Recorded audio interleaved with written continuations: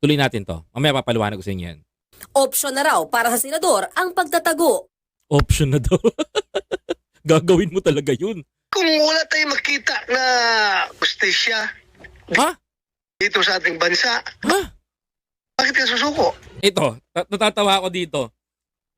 Natatawa ako dito Sabi mo, Senator Bato de la Rosa, walang hustisya dito sa ating bansa. Eh, ano sinabi niya to?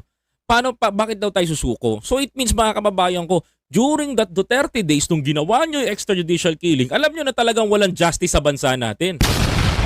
Mga kababayan ko, seriously mga kapatid, yan ang sinasabi niya dito, literally. Naririnig nyo, ang naliwanag sa kanyang sinabi, wala tayong makitang hustisya dito sa ating bansa. Bakit ka susuko, di ba?